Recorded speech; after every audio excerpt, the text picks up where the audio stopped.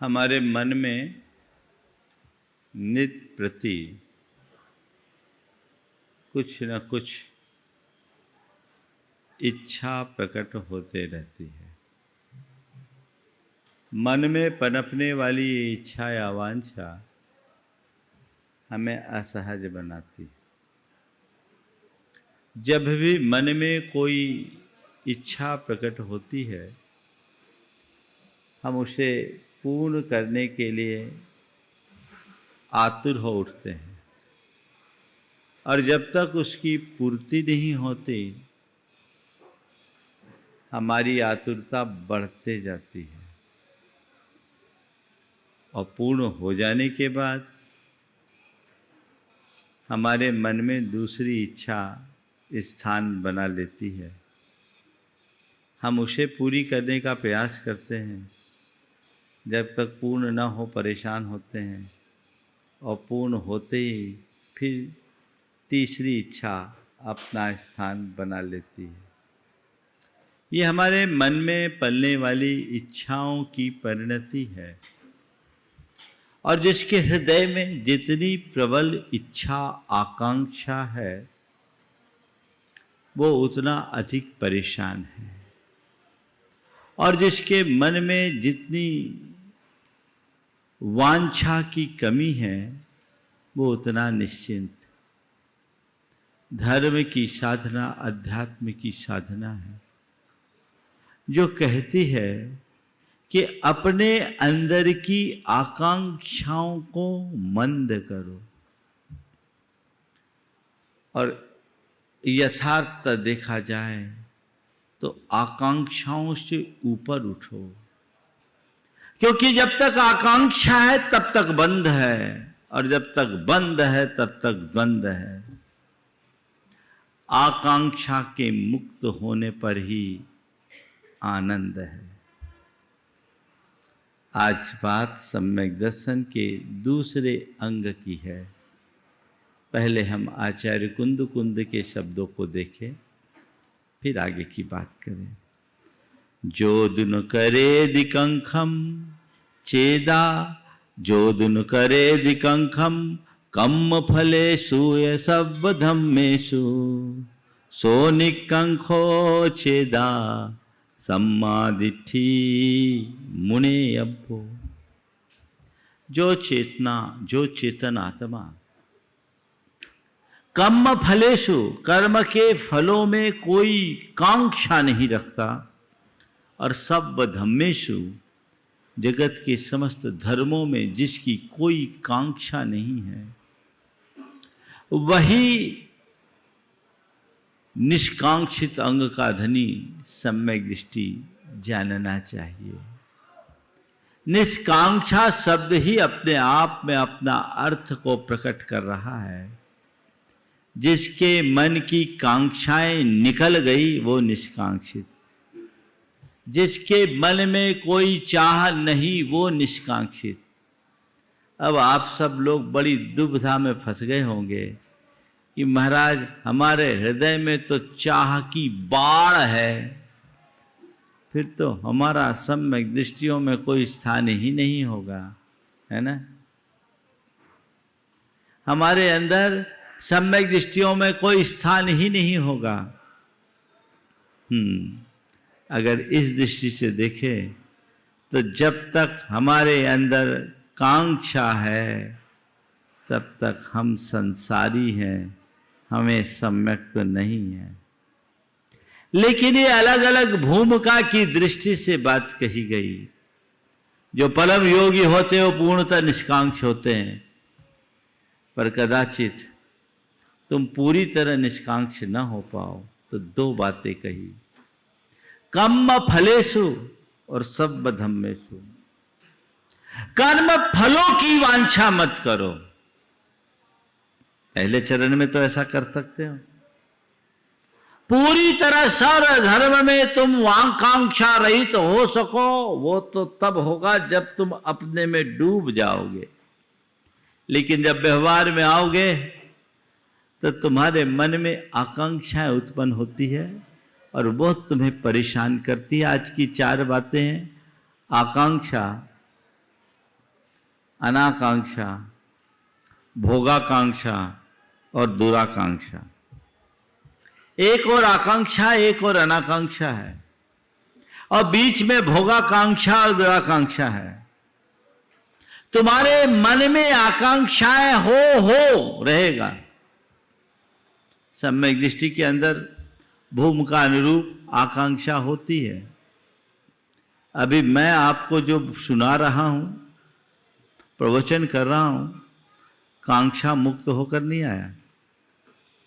मैं भी किसी आकांक्षा से भर करके आपको उपदेश देने आया हूं।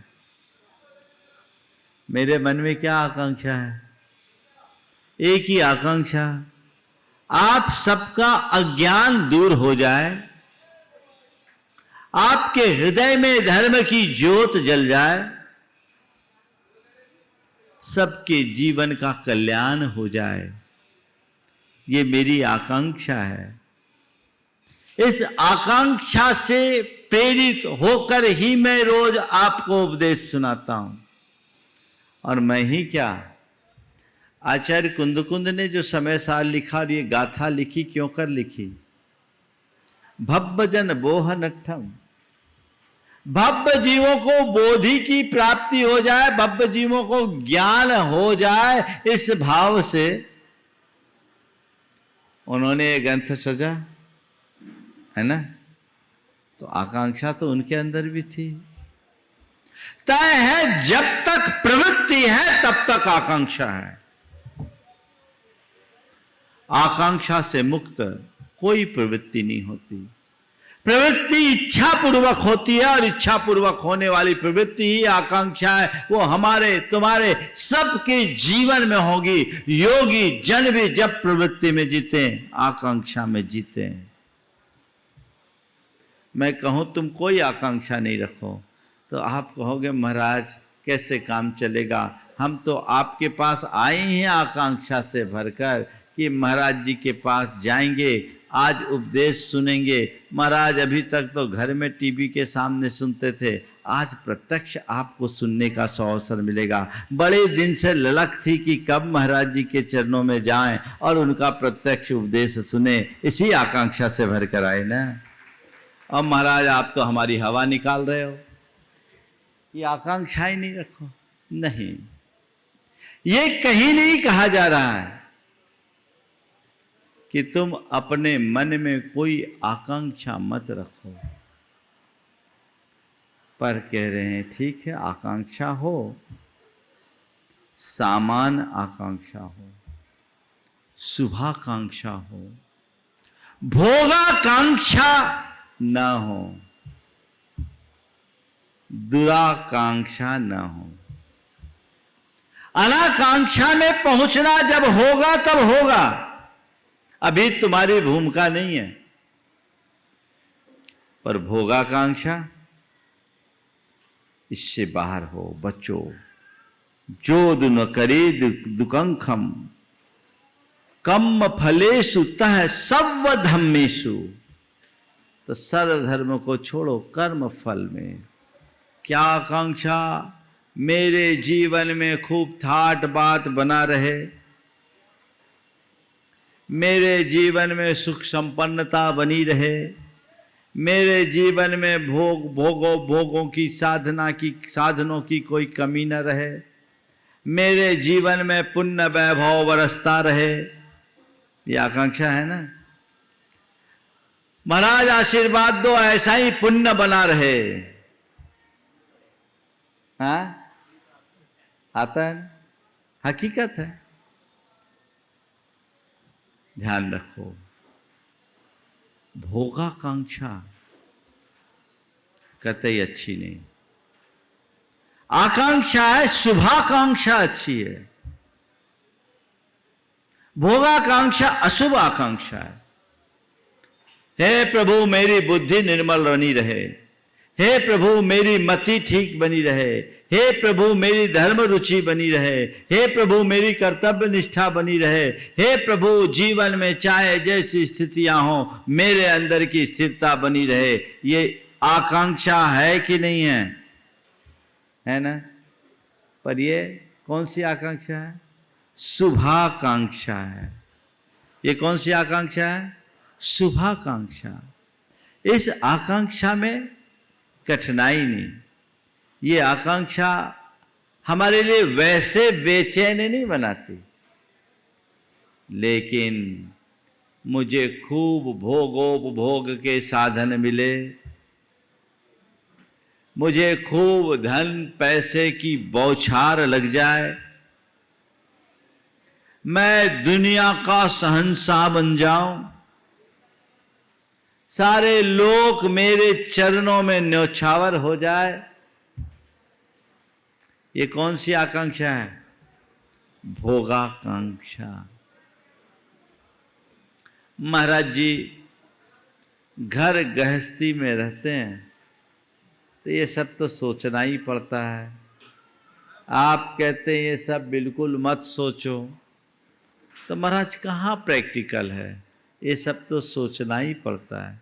सोचिए, मैं थोड़ी बोल रहा हूँ, पर अपने मन को टटोल कर देखिए कि जीवन की स्थिति अच्छी कब होती है? जब मन में कोई आकांक्षा पनपती होती है तब, या जब मन आकांक्षा मुक्त होता है तब।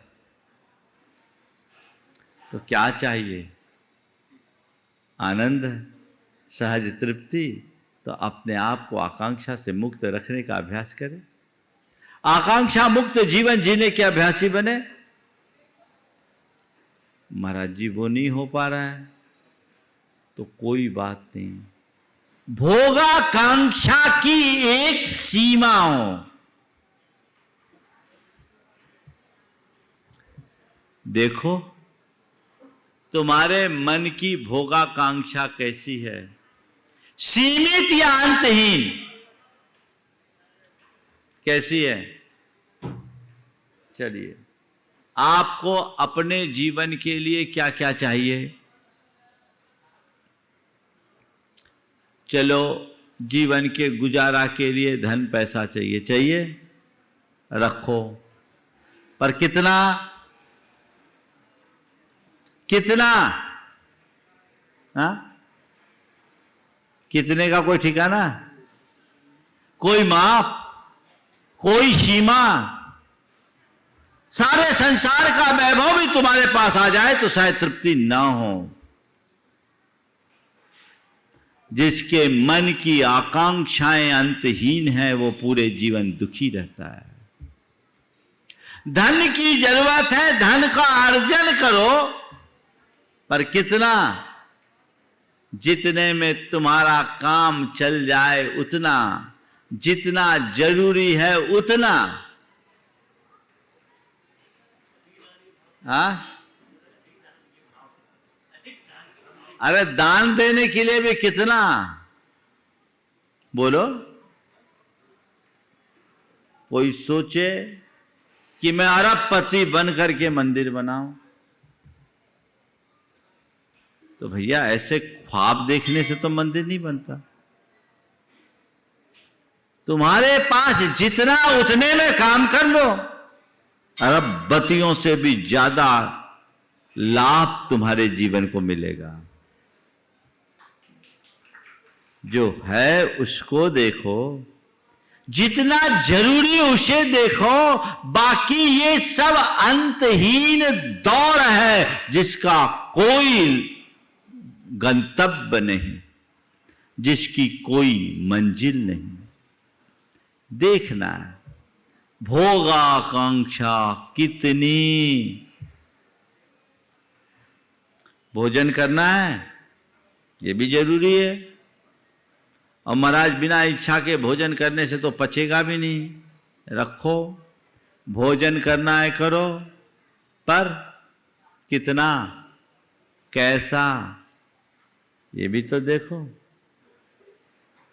भोजन करने की आकांक्षा क्षम्य है, स्वीकार्य है, लेकिन भोजन की आकांक्षा में होने वाले नखरे, तुम्हारी च्वाइस, ये तुम्हें कितना बेचैन करती है। भोजन तो आप भी करते हैं और भोजन साधु भी करता है। दोनों में एक रूपता होती है क्या? बोलो। क्यों? हाँ, एक बार की बात, एक परिवार चौका लगा था, तो कम से कम 100 आइटम चौके में, छोटी छोटी कटोरियों में इतना आइटम बनाए और पता नहीं कहां से टाइम लग जाए। 2-3 थाली, माने वो पूरा का पूरा अगर देखा जाए, हाँ, वो रेस्टोरेंट रहता समझ लो। हम लोग कभी उनके चौके में जाए तो थाली देखते ही नहीं, क्या हटाएं, कितना हटाएं। भाई उनको हटाएं तो मानेंगे नहीं, यहां तो अपना नियंत्रण है, हाथ में क्या लेना क्या नहीं लेना।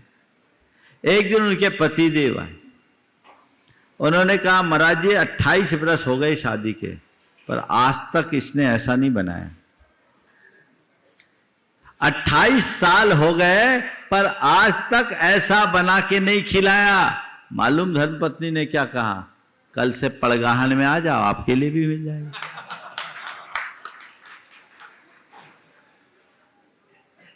बात समझने की है। तुम्हारी कांक्षा कैसी है, पड़ताल उसकी हो। भोजन करो, मनोनुकूल भोजन की भावना कदाचित हो तो भी ठीक, लेकिन इसके बावजूद जब भोजन के लिए बैठो, जो हो उसे अपने मन के अनुकूल बना लो तो उपलब्धि है। आप लोगों को क्या होता है महाराज जी, मन के प्रतिकूल सामग्री को अनुकूल बनाना तो दूर की बात, मनोनुकूल सामग्री में भी थोड़ी हीनाधिकता हो जाए। रोज की चाय आ रही है बढ़िया टेस्टी, लेकिन चाय थोड़ी ठंडी हो जाए तो दिमाग तुरंत गर्म हो जाता है। क्यों? ये क्यों? ये क्या है?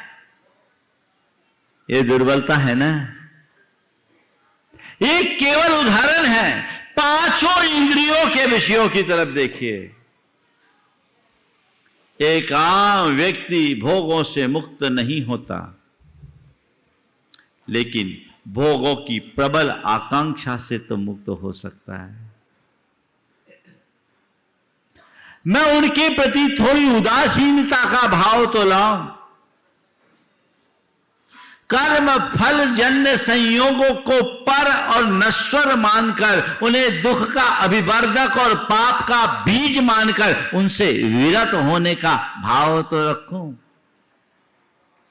इन्हीं बातों को आचार्य समंत भद्र महाराज ने आप जैसे लोगों के लिए और स्पष्ट करते हुए लिखा, कर्म पर वसे शांते दुःखैरन्तरितोदये पाप बीजे सुखे नास्था श्रद्धाना कांक्षना स्मृता। तुम्हारी निष्कांक्षा क्या है? संसार के जितने भी सुख हैं उनको कर्माधीन मानो। शांत नश्वर मानो, नष्ट हो जाने वाला मानो, शांत होने वाला मानो, अंत होने वाला मानो। दुःखैरन्तरितोदये, दुख से मिश्रित मानो, उसका अंत दुख रूप जानो। आकुलता ही सबसे बड़ा दुख है। और पाप बीज, उसे पाप के बीज स्वरूप पहचानो। ऐसा जानकर इस सांसारिक सुखों के प्रति आस्था का भाव होना, यानी उनमें उपादेय बुद्धि नहीं होना, उनके प्रति अंदर से रुचि मंद हो जाना, यही तुम्हारा निष्कांक्षपना है। लेकिन जिनको उसमें ही रस आता है, उसके लिए निष्कांक्षितपन केवल बेमानी है। वो रात दिन उसी में लगा है और लगकर पा क्या रहा है? केवल दुख और आकुलता। सीमित कीजिए अपने आप को, भोगाकांक्षा को मंद से मंदतर करने का अभ्यास बनाइए। भोगाकांक्षा तो फिर भी स्वीकार है, लेकिन इसके बाद की जो आकांक्षा है बड़ी भयानक, वो है दुराकांक्षा। दुराकांक्षा का मतलब क्या है? मैं पैसा कमाऊं ये तुम्हारी आकांक्षा है, जिसे भोगाकांक्षा के रूप में मैं स्वीकार लूंगा, लेकिन खूब पैसा कमाऊं और तुरंत कमाऊं, इंस्टेंट। ये क्या है? ये क्या है? दुराकांक्षा। और आज लोग इसी दुराकांक्षा के चक्रव्यूह में फंसकर अपना सर्वस्व विनष्ट कर रहे हैं। लोग बहुत तेजी से दौड़ रहे हैं होड़ में। रातों रात लोग करोड़पति बनना चाहते हैं। नतीजा करोड़पति तो नहीं बनते, रोडपति जरूर बन जाते हैं। संत कहते एक एक करके 1000 सीढ़ी चढ़ो, एक साथ 100 सीढ़ी चढ़ने की कोशिश कभी मत करो। ये दुराकांक्षा के दुष्चक्र में फंसोगे तो निकल नहीं पाओगे। ये तो एक बार मनुष्य के मन में आकांक्षाएं पनपती है तो बस पनपती ही जाती है, पनपती ही जाती है, पनपती ही जाती है, उसका अंत नहीं होता। मकड़ जाल में ऐसा घुसता है, निकल ही नहीं पाता। तो अपनी आकांक्षा को भोगाकांक्षा में अगर है भी तो भोगाकांक्षा को मंद करने का पुरुषार्थ करो, उसे दुराकांक्षा में परिणत कभी मत होने दो। भोगाकांक्षा को मंद करे, उसे दुराकांक्षा में परिणत कभी ना होने दे। तब जीवन का आनंद है।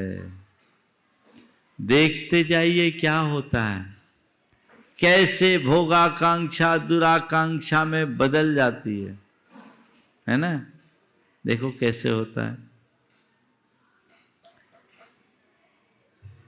बेटे की शादी हो, एक भाव है। पढ़ी लिखी लड़की हो, एक भाव है। फिर सुंदर हो, दूसरा भाव आ गया। घर का काम संभालने वाली हो, फिर खूब सारा पैसा लेके आने वाली हो, फिर जी हजूरी करने वाली हो। ये क्या है? उत्तरोत्तर चीजें बढ़ती जाती है। ये केवल मैंने एक उदाहरण के लिए दिया। ये बात सभी वृत्तियों में लेना। मेरा मानना है कि मनुष्य की धन की लालसा तो फिर भी मंद हो जाती है, पर काम भोग की लालसा अंतहीन होती है, और उस दुराकांक्षा का शिकार बनने वाला व्यक्ति अपना सर्वस्व नष्ट कर देता है। आए दिन जो आप लोग समाचार पढ़ते और सुनते हो, उसका नतीजा क्या है? कई ऐसे प्रकरण प्रकाश में आए हैं जिसमें अपने मन की पलने वाली दुराकांक्षाओं के कारण लोगों ने अपनी सारी मर्यादाओं को तार तार कर सर्वस्व नष्ट किया है। अगर आत्मसंयम हो, तत्व ज्ञान हो, तो ये चीजें सब शांत हो जाएगी। तो दुराकांक्षाएं मंद हो। और कभी कभी ये दुराकांक्षा कैसे उलझाती है। एक फकीर एक के घर गया, उसने उसका आतिथ्य किया। फकीर बड़ा प्रसन्न हुआ और जाते समय उसे अपना एक शंख दे दिया। बोला, इस शंख को लो, मैं तुम्हारी सेवा से प्रसन्न हूँ, ये दिव्य शंख है, और इस शंख को फूंकना और तुम जो चाहोगे वो तुम्हें मिल जाएगा। बस बहुत खुश हुआ। ऐसे भी उसकी कोई ज़्यादा इच्छा थी नहीं। कभी कोई जो थोड़ी बहुत ज़रूरत पड़ती, शंख को फूंकता, चीज़ें मिल जाती। बहुत सुखी जीवन चल रहा था। एक दिन कोई दूसरा फकीर उसके घर आया। फकीर ने पूछा क्या करते हो? बोले कुछ नहीं, बस घर है, आप जैसे साधु संतों की सेवा करता हूँ, 2 बीघा जमीन है उसको जोतता हूँ, अपना काम करता हूँ, बस। तुम खर्चा कैसे निकालते? बोले कुछ नहीं, आप जैसे गुरु ने मुझ पर कृपा की थी, एक शंख मुझे दिया और कहा था कि इसमें तुम जो मांगोगे वो मिलेगा, तो मेरी ज़्यादा ज़रूरतें नहीं हैं, जो भी ज़रूरतें होती है मैं मांग लेता हूँ, इस शंख से मुझे मिल जाता। उसने कहा देखो भाई, तुम्हारे शंख से भी ज़्यादा महिमाशाली शंख मेरे पास है। तुमने मेरी सेवा की तो मैं चाहता हूँ तुम पर मैं कुछ कृपा करूँ, तो एक काम करो, अपना शंख मुझे दे दो और मेरा शंख तुम ले लो। बोले क्यों, इससे क्या होगा? बोले इसमें तुम जो मांगोगे उससे डबल मिलेगा। अभी तक तो तुम जो मांगते थे वही मिलता था, अब तुम जो मांगोगे उससे डबल मिलेगा। अच्छा? बोले हाँ। बोले कैसे पता? बोले देख लो। उसने शंख फूंका और कहा मुझे एक कन्या दे दो। उसने कहा एक क्यों, 2 ले लो। फिर उसने कहा मुझे 100 रुपये दे दो। तो शंख ने कहा 100 क्यों, 200 ले लो। उसको यकीन हो गया ये तो और जादुई शंख है, जितना चाहते हैं उससे डबल देता है। उसने एक्सचेंज कर लिया, अपना शंख दे दिया और उस फकीर का शंख ले लिया। क्रम चल रहा था, एक दिन उसे कुछ जरूरत पड़ी, कहा मुझे एक गाय दे दो, दूध की कमी है। बोले एक नहीं 2 ले लो। बोले 2 ही दे दो। बोले 2 नहीं 4 ले लो। तो 4 ही दे दो। बोले 4 नहीं 8 ले लो। बोले 8 ही दे दो। बोले 8 नहीं 16 ले लो। उसने कहा हद हो गई, दे कुछ नहीं रहा, आश्वासन सब दे रहा है। आश्वासन पूरा मिल रहा है, दे कुछ नहीं रहा है, बड़ा परेशान पछताया। इससे अच्छा मेरा वो शंख था कि जितना चाहता था उतना मिल तो जाता था, लेकिन यहां तो केवल आश्वासन है, एक नहीं 2 ले लो, एक नहीं 2 ले लो। बहुत परेशान हो गया, उस फकीर को ढूंढा, वो कहां मिले। फिर एक फकीर मिला, उसने अपना शंख दिखाया। बोले ये क्या हो गया है, बोलता है देता कुछ नहीं। बोले ये ऐसे ही शंख है, ये ढपोर शंख है, ये बोलेगा देगा कुछ नहीं। समझ गए?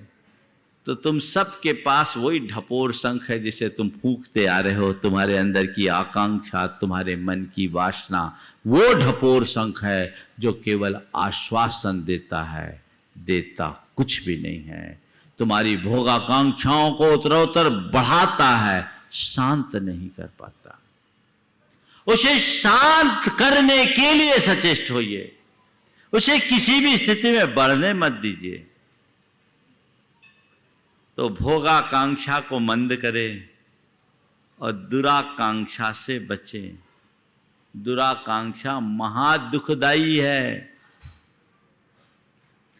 ये तो सेक्स चिल्ली जैसे ख्वाब दिखाते रहती है और व्यक्ति को कहीं का नहीं रहने देती। लोभ लालच के चक्रव्यूह में ऐसा फंसाती है कि फिर कुछ बचता ही नहीं। कभी भी ध्यान रखना, शॉर्ट टर्म गेन को कभी मत देखना। अल्पकालिक हितों की पूर्ति करने के लिए लोग अपना दीर्घकालिक हित खंडित कर देते हैं और ये मन की दुराकांक्षा ऐसा सब्ज बाग दिखाती है कि व्यक्ति उसमें बुरी तरह फंस जाता है। इसे बचे, तब अनाकांक्षपना होगा। पर सवाल ये है महाराज, ये करे कैसे, है ना? भोगाकांक्षा को मंद करने के लिए और दुराकांक्षाओं से बचने के लिए क्या करे? अहम सवाल है। उसके लिए भी आज आपको सूत्र देता हूं। 4 बातें ध्यान रखिए। आपकी न केवल भोगाकांक्षा मंद होगी, दुराकांक्षाओं से मुक्त होंगे, अपितु एक अवस्था में आप निष्कांक्ष हो जाएंगे। सबसे पहली बात, भोगों की असारता का विचार करो, उन्हें व्यर्थ और बेकार समझने लगो। कोई भी चीज हमें लुभावनी और आकर्षक तभी तक लगती है, दिखती है, जब तक हमें उसमें कुछ सार दिखाई पड़ता है। जब चीजें हमारे लिए अर्थहीन लगने लगती है, तो चाहे उसमें कितनी भी चमक और दमक हो, हमारे मन में उसके प्रति कोई आकर्षण नहीं होता। भोगों की असारता का विचार किए बिना भोगाकांक्षा को मंद नहीं किया जा सकता। यह असार है, इनमें तृप्ति नहीं, तसल्ली नहीं। जैसे प्याज के छिलके को छिलते जाए, छिलते जाए, छिलते जाए, कुछ निकलता है क्या?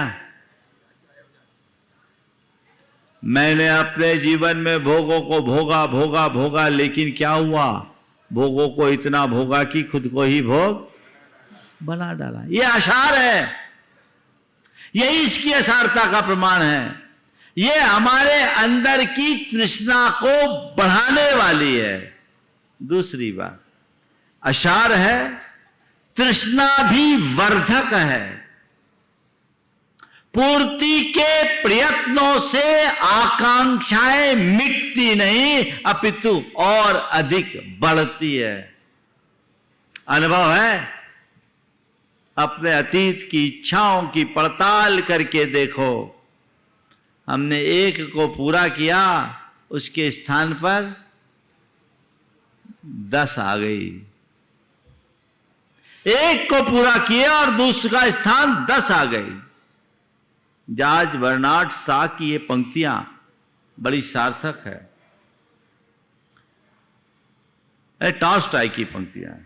There are 2 tragedies in our life. One is not to get your heart desire, the other is to get it. हमारे जीवन में एक साथ 2 दुर्घटनाएं घटती है। एक वो कि जिसे हम चाहते हैं वो हमें नहीं मिलती, और दूसरी वो कि वो मिल जाती। दुर्घटना है, जिसे हम चाहते वो नहीं मिलती, और दूसरी की वो मिल जाती। जिसे हम नहीं चाहते वो नहीं मिलती, तब तक पाने के लिए परेशान होते हैं, और जब मिल जाती है तो किसी और के लिए पागल हो जाते, उसे देखते ही नहीं। यही है ना कमी। ये तृष्णा भी वर्धक है। इनसे मन की तृष्णा और उत्तरोत्तर बढ़ती है। जैसे आग से आग को बुझाया नहीं जा सकता, ईंधन से अग्नि को शांत नहीं किया जा सकता, वैसे ही हम इच्छाओं की पूर्ति से इच्छाओं को तृप्त नहीं कर सकते, क्योंकि हम उन्हें पूर्ण करने का जितना प्रयत्न करते हैं वो उतनी अधिक बढ़ती बढ़ती जाती है। तृष्णा को जितना तृप्त करे उतनी बढ़ती इच्छा ज्वाला। अपने अतीत के अनुभवों को ध्यान में रखो। ये तृष्णा भी वर्धक है। ये बात बार बार बार बार मन में विचारिए तो ये सब व्यर्थ दिखने लगेंगे कि भैया ये कोई काम की चीज नहीं है, ये फालतू है। मैं आपसे पूछता हूं, किसी चीज को आपने अपने घर में वर्षों से सहेज के रखा, और जिस दिन आपको ये लगता है बेकार की चीज है, उसे हटाते समय मन में किंचित भी खिन्नता या मन में दुख आता है? हाँ? नहीं, क्यों नहीं आता? ये काम की चीज, ये बेकार की चीज है, इसे अलग करो। तो जिस दिन तुम ये समझ लोगे कि ये सब बेकार है, असार है, तृष्णा भी वर्धक है, तो मन में आकांक्षाएं कभी पनपेगी ही नहीं। तीसरी बात, आत्मा के स्वरूप का विचार करे, आत्मा के स्वरूप का विचार करे। मैं कौन हूं, मेरा क्या है? ये इंद्रियां मैं नहीं हूं, ये विषय मेरे नहीं हैं, मैं इन सब से परे हूं। ये भोग तो केवल मन की परिणति है जिसे कभी पूरा नहीं किया जा सकता। मैं इन सब से परे शुद्ध चेतन आत्मा हूं और मुझे उसे ही भजना है, उसकी ही सेवा करनी है, उसकी ही उपासना करनी है। जिस व्यक्ति के हृदय में आत्मज्ञान होता है उसके मन में आत्म कल्याण की प्रबल तत्परता जन्मती है, और जिसके हृदय में आत्म कल्याण की तत्परता होती है विषयों से वैराग अपने आप हो जाता है। कहते यथा यथा समायाति संवित्तो तत्त्वमुत्तमम् तथा तथा न रोचन्ते विषया सुलभापि यथा यथा न रोचन्ते विषया सुलभापि तथा तथा समायाति संवित्तो तत्त्वमुत्तमम्। जिस पल तुम्हें अपने स्वरूप की पहचान हो जाएगी उसी पल तुम्हें ये सब व्यर्थ दिखने लगेंगे, निस्सार प्रतीत होने लगेंगे, दुखदाई दिखने लगेंगे। तुम्हारे जीवन की दिशा और दशा अपने आप बदल जाएगी। लेकिन अज्ञानी प्राणी अपने आत्मा के स्वरूप से अनभिज्ञ रहने के कारण जल विषयों में ही जंपापात करता रहता है, उसी में रचा पचा है, उसी में डूबता है, जन्म जन्म के अनुभवों को झुटलाते हुए। लगा है सो लगा है, नहीं, ये मेरे आत्मा के स्वभाव नहीं है, पर है। निज पर का भेद विज्ञान करो और हमेशा एक धारणा बनाओ कि मुझे निज को भजना है, पर को तजना है। मुझे निज से नाता रखना है, पर से नहीं। ये धारणा जिस पल मन में जग जाएगी पर परिणति अपने आप मंद होने लगेगी और तुम्हारी भोगों और विषयों की आकांक्षाएं फिर तुम पर हावी नहीं होगी। और चौथी बात, साधन और साध्य के अंतर को समझिए। क्या बोल रहा हूं? साधन और साध्य के अंतर को समझिए। धन वैभव और भोग की चीजें आम व्यक्ति के जीवन के निर्वाह के लिए कुछ अंशों में उपयोगी हो सकते हैं। आपकी गृहस्थी उसके बिना नहीं चलेगी, संतति भी नहीं चलेगी। एक सम्यक दृष्टि भी घर गृहस्थी में रहता है। घर गृहस्थी परिवार राजपाट सबका संचालन करता है, लेकिन उसकी दृष्टि में भिन्नता होती है। वो इन सबको जीवन निर्वाह का साधन मान करके चलता है, इन्हें साध्य नहीं बनने देता।